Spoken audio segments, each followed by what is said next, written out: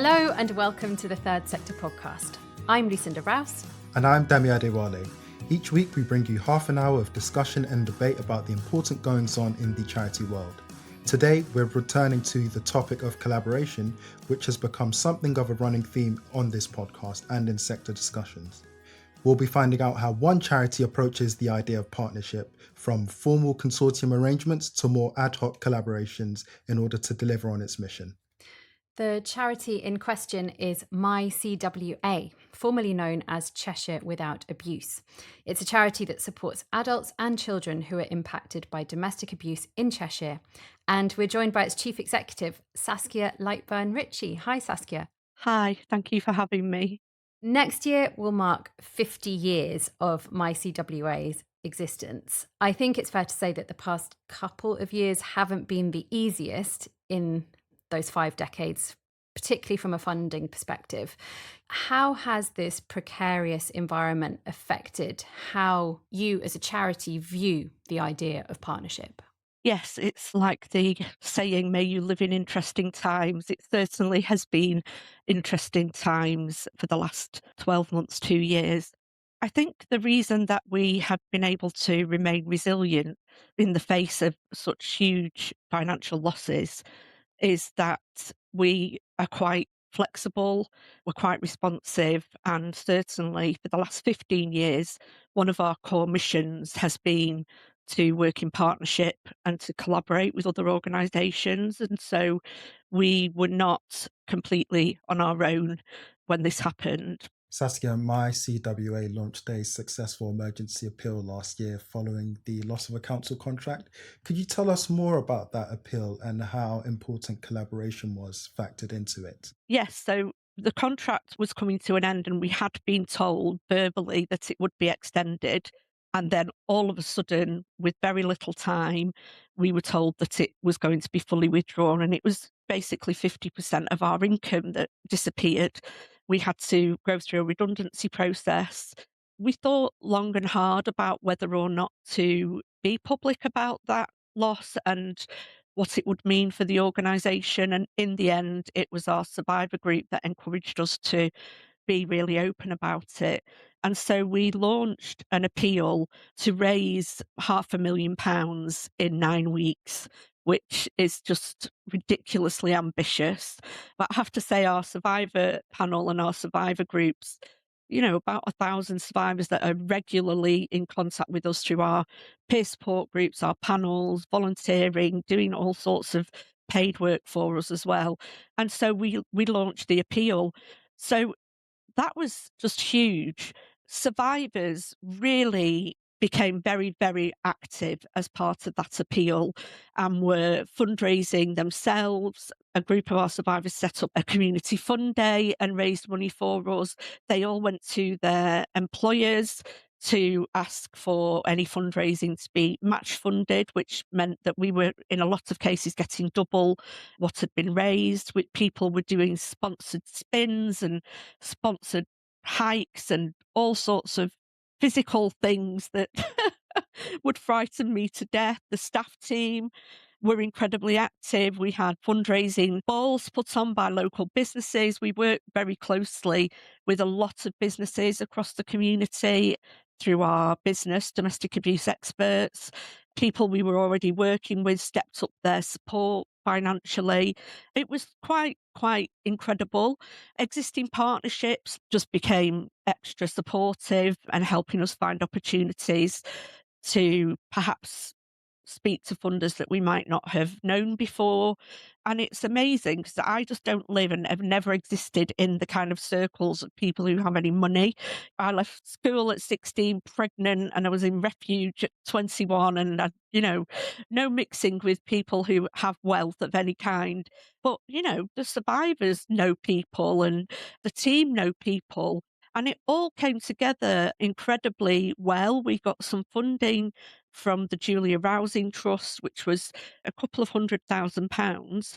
And we got a couple of other much smaller grants to support it. But the majority of that fundraising was done by our local communities who just really rallied around. And our partnership with the community and survivors in the community and keeping in touch with all the people we've ever worked with, in the end, we literally just missed it by £19,000 and managed to almost raise £500,000 in just 9 weeks, which was just, even now, I can't quite believe it. But I kid you not, when survivors set a goal, 500,000, I thought, "No, that's ridiculous. We've got 9 weeks." But that was the gap. And what do you know? They pulled it off. All of the support, all of the partners around us helped us to do that, and really made just such a significant difference to whether we can stay or not. Yeah, absolutely brilliant. It really takes a village, doesn't it, in It situations absolutely like does. that? Saskia, just thinking about the collaborative mindset that you fostered at MyCWA, what sort of attitudes does this require, would you say? The thing that's really important is that every single person within the organisation knows that partnership and collaboration is one of our key missions. So everybody is working to cultivate that type of culture. And we're very clear about what that means for us. And that means that we go openly into formal and informal relationships, not only asking what can we get out of them, but what can we bring to them, what can we offer to others, without, necessarily needing there to be a return, because those partnerships need to be meaningful. So we're never sat around a table, whether it's a staff member that's representing us at MARAC that might be asked to do a specific piece of work with an individual client that might be unusual and work in partnership with one of our partners, or whether it's something, quite formal.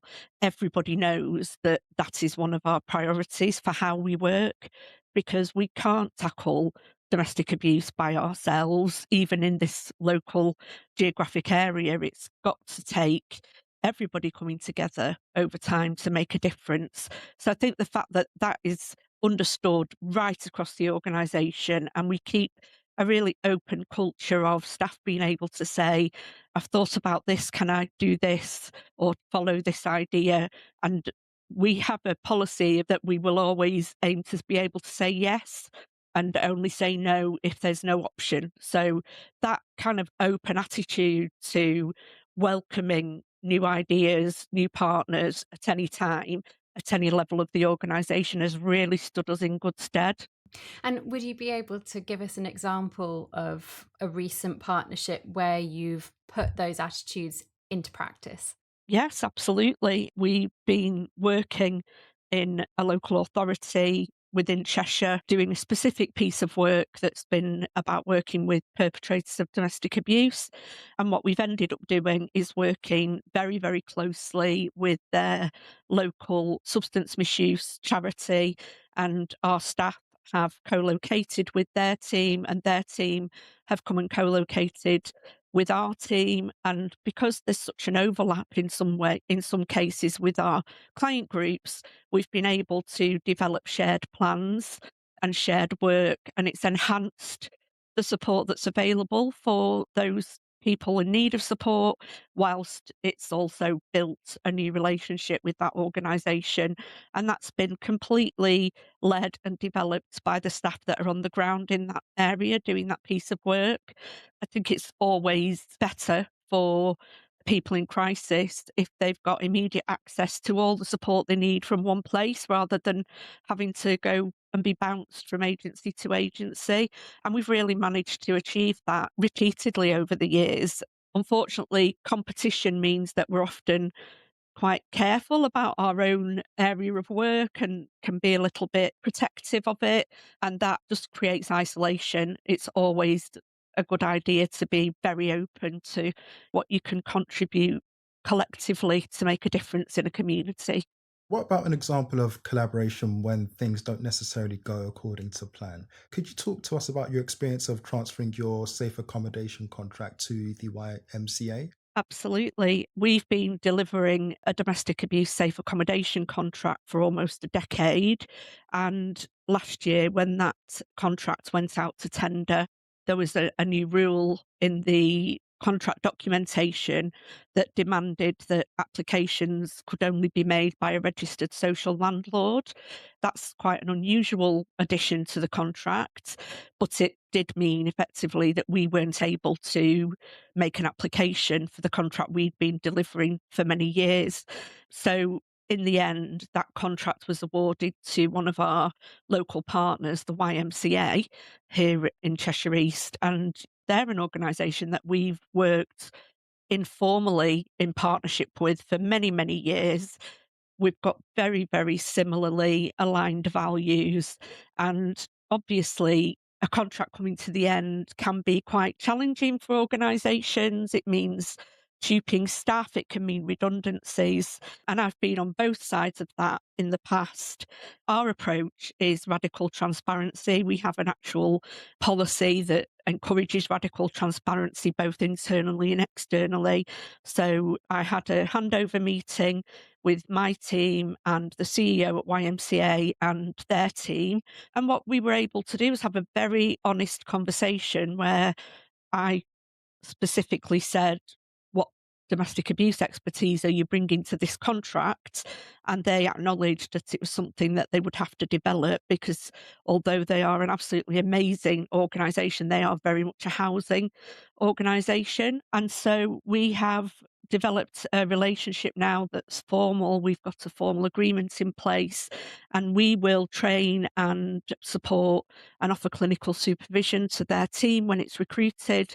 We are managing the transition period with them, and then we will support that team to embed the good practice and make sure that they have got somewhere to come to bring those domestic abuse specific concerns and enquiries. So we'll be working together quite intensively for the first 12 months. And I think that's a really quite unusual way to handle the loss of a contract and it having to transfer to another organisation. But in the long run, it will be so much better for the people who are currently in that accommodation and for the people that come into the new service moving forward, because they will get the expert level of support that they would have got if they were with a specialist organisation. And in the meantime, YMCA will develop those skills in-house and we will continue to deliver our other accommodation contracts. So people might find that strange that our contract ends, they win the contract, and then we work together to make sure that that will be delivered to the same high standard and with the same expertise. I just think it's the way to go all the time is if you absolutely centre the experience of the people who you are there for, and that's what they do at YMCA. We've got very similar values. You don't go far wrong when you enter into a partnership. Being really clear and really transparent about what's needed and who's best to provide it. Yeah, it absolutely sounds like an amazing way of making the most of a unfortunate situation in losing that contract and due to the changing requirements. Presumably, it meant a positive attitude on both sides. So, not just you as MyCWA providing your expertise even after you'd lost the original contract, but also on the part of YMCA. You mentioned values, Absolutely. you mentioned transparency. Presumably, they also needed to share some of the financial pie in subcontracting you for some aspect of that delivery. The critical thing is that alignment of values, because we could have approached them with radical transparency and they could have decided not to be honest about what they needed or their kind of deficits in terms of taking on that new area of work. It wouldn't have worked if that was the case, if both organisations weren't coming to the table, just being very clear, very transparent, and very open about what was required. And they are willing to pay to make sure that they've got that skill, that expertise, which then in turn supports us to be able to offer it. Saskia, could you tell us about your experience of working in a consortium and give our listeners some background about that as well, please? As I say, working in partnership is one of our core missions, and that can be in lots of different ways. It can be informal, it can be a formal partnership agreement where there's a partnership agreement in place, or it can be an actual new governed organisation with a formal structure. We've had all of those, including a merger at one point in the past, and we worked in a consortium when the Troubled Families agenda was being delivered by a previous government. We had 6 different organisations locally who all could contribute to that quite complex agenda, and we came together and formed a formal consortia. That meant deciding either were we going to create a new governance structure, or were we going to have one organisation lead and the others be partners in that consortia. So that was the model we went with. We had a mixture of registered charities and smaller local community interest companies. So there were real differences in size and capacity. But again, the core thing that we all held in common was a set of values where we wanted to make a real difference to the lives of the families that we supported. That was a longer process to develop and set up, but I think taking the time to do that well is critically important. Our overarching agreement, we worked on together, we co-wrote that, and we thrashed out very early how we would deal with any kinds of disagreements and how often we would meet and who was responsible for which areas. And we needed to make sure that, it didn't end up with one organisation doing the bulk of the work, and that everybody did get an opportunity to participate in delivering the service and therefore generating some income. And that worked really, really well. One of the other charities was the lead organisation. When it came time to write the bid for the project, the 6 CEOs of the organisations literally sat together and we wrote the bid together, which was, going question by question and discussing wording. And it was a really constructive, brilliant experience over time. And that was a project that basically went on for almost 5 years. Over time, there were issues. So there were issues when there were staffing problems in one of the small community interest companies. They had a much smaller team. They weren't able, when they had staff sickness, to make sure that things were covered. And what we did was put into place immediately our plans for handling those challenges. We got together and as a team across the 6 organisations, we looked at who could pick up and offered to carry some of that work. And the 3 larger organisations drafted in some of our team members from our wider areas of work to pick up on that in the period where it was difficult. And then one of the community interest companies was a kind of a one-man band, but very, very expert in emotional well-being of children. And the person whose community interest company it was became pregnant and wasn't able to continue with the project and had to withdraw. And we were able to, again, go through our process for how we deal with those challenges and reassign pieces of work to allow her to have maternity leave within her own community interest company. And overall, I have to say it was a very positive experience. It didn't run completely smoothly, but I think you have to be realistic about life. And as some of my younger team members say, life is just lifing when things happen that become challenges. And it's certainly that way here for us this last couple of years. And you have to recognise that that's going to happen. So whether the partnership is formal or informal, whether it's a merger, whether it's a consortia, you have to put a structure in place as early as possible for how will we manage if something goes wrong. So instead of panicking and being like headless chickens, not knowing what to do, we always have a continuity plan that has stages built into our agreement so that we can make sure communication is the first thing, make sure that that's immediate and consistent throughout the crisis, that you've identified everybody that should be communicated with, and you identify discussion points and decision points, and then communicate that again. So yeah, I would do that again with those organisations in a heartbeat, because I think when there are challenges, if you can get through those without the client group or the funding body being concerned at any point that things are not being delivered the way they should, then you are absolutely in the best kind of partnership you can be. Yeah, and like you say, the importance of laying those ground rules at the beginning, of anticipating when things might not quite go according to plan, and knowing how to respond, and knowing that you're all aligned on that before it even happens. And I understand that you have a test, a go, no go test, So we do have a go, no go test. Yeah. which comes earlier on, before you're in the weeds of a partnership. Tell me about that, how it came into being and what it is. So it's been 15 years that we've had one of our three core missions to work collaboratively and in partnership, meaningful partnership with other organisations. And that hasn't always been straightforward, and it hasn't always been easy. And definitely there are times when we've had to decide this isn't going to work for us. And it's usually when there's a difference in values, or when you feel as though one of the partners is only interested in getting some financial benefit out of that partnership, or they aren't being as transparent as we need one another to be.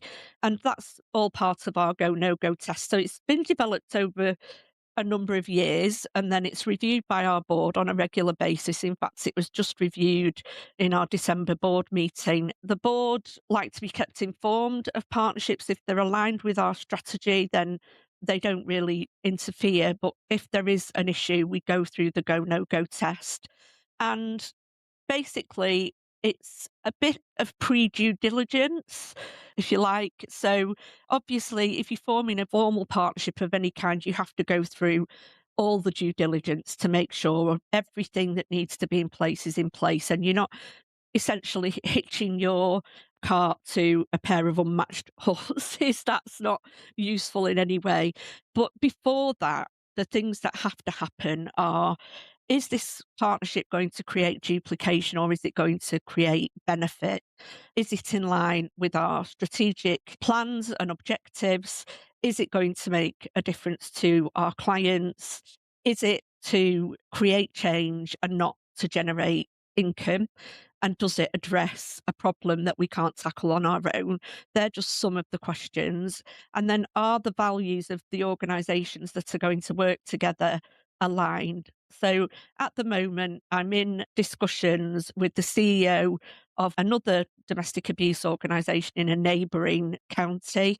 And we are at the very, very early stages where we've had conversation to say, yes, we think we're aligned and we're going to work together. And then we will go through this go, no go check, which is our pre due diligence. So will be that the next step of the approach is that we both share all of the work that we're doing to make sure it's aligned. We share our values, and we make a commitment to radical transparency in the partnership. And we set out at this stage what we will do if there should be some challenges, because there always are. If that all works out, then the team on both sides will be part of that, and part of that go, no go decision.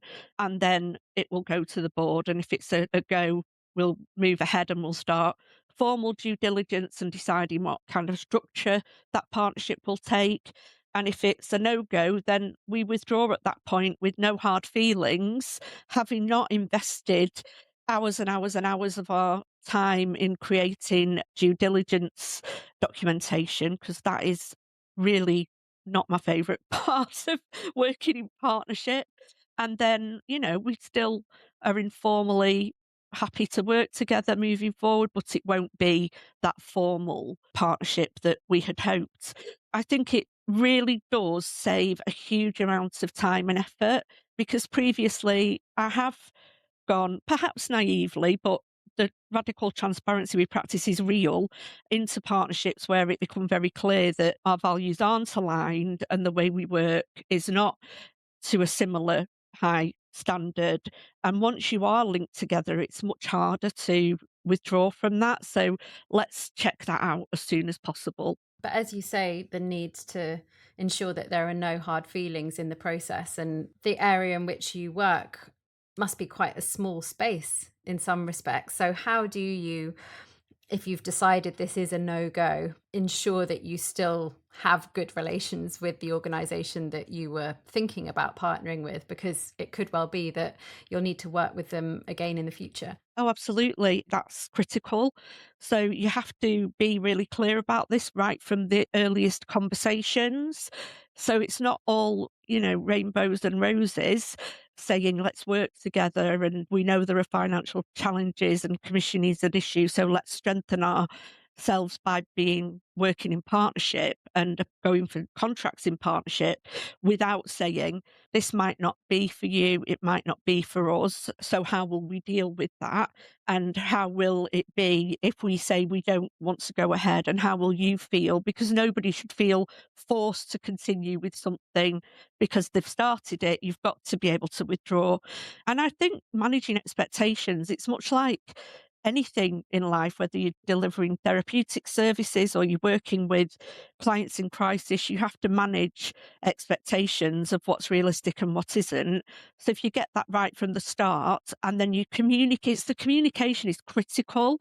So if we decided that this relationship was a no-go, or if the other CEO and their organisation decided that, we'd withdraw, but we'd keep talking and we would have an agreement about when we would and wouldn't bid in competition with one another. And you also have to have a agreement about intellectual property of materials, commercial materials being kept separate from the materials of each organisation. So there's lots of practical elements to that, but I do genuinely believe that a shared commitment to trust, respect, and transparency will make sure that anything that does crop up is resolved. I've faced some tough challenges and some real sticky issues, certainly over this last 2 or 3 years, but I've never found a situation that was completely irresolvable, because the worst case scenario is that you don't continue to work in partnership with an organisation or an agency, and that has to be okay. You both go your separate ways. Yeah. And I guess on both sides as well, ensuring that the people that you exist to support are at the forefront of any decision making, and that their well-being is the thing that's prioritized over any kind of ego on either organizational front. That is absolutely foundational. I mean, I've worked in domestic abuse for over 30 years, and I have always centred survivors. I'm a survivor myself. I know what it's like to live in refuge. I know what it's like to be confused about what's happening in your life and to live through trauma and chaos. And our survivors are the centre of everything we do. They help us to develop ideas, they bring to us priorities that we then need to support them to develop a new intervention or a new area of work. And we've never been led astray by working in partnership with survivors. If we centre survivors, what we've found over the years is that we end up being, in many times over, at the forefront of innovation, working with perpetrators when nobody wanted to work with perpetrators apart from the probation service, because survivors told us that's what they needed us to do.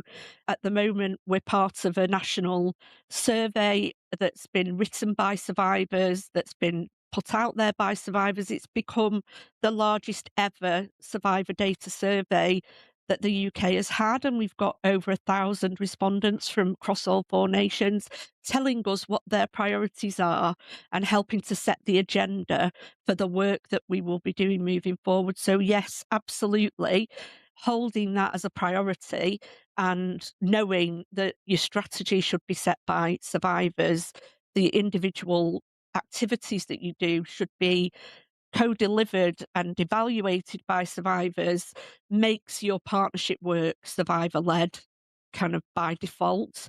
But it isn't by default, it's absolutely our priority, and it really does change the way you look at partnerships, because you aren't looking for your organisation That's not what our partnership work is about. We're looking for the benefit of the families that need the services of all the partners that we work with. Saskia, we've covered so much ground in this discussion, hearing about all kinds of partnership, from the most formal consortium arrangement and all sitting round a table, bashing out an application together, right down to the more informal forms of collaboration with others within your community. As a final question, I just wondered if you could share any pearls of wisdom from your experience over the past 15 years with this primary mission that you hold as an organisation of partnership really being at the core of everything you do, for any other charities who are perhaps struggling in their efforts to collaborate with organisations in their vicinity, or who are maybe thinking about a formal partnership for the first time. The two things that underpin any successful partnership, whether it's formal or informal, are first of all partnering with your client group and making sure that lived experience is the centre of everything, and that those partners sit at every level through that partnership. And the other thing is to recognise that partnership has to be meaningful, and you come around a table with no expectations of what you can get, but more how you can work together to make change for the people that you focused on. And those are the two absolute guiding principles, I think, that help us to make sure that working with other agencies is going to be effective, and it's going to make a difference, and it's going to minimise the impact of ego and challenge. Amazing. That seems like a great note to end it on. Saskia, thank you so much for joining us today. No problem at all. Thank you for having me. We hope you enjoyed our discussion with Saskia, and that's it for this episode. From all of us at Third Sector, thank you for listening. Our producer is Jude Owen.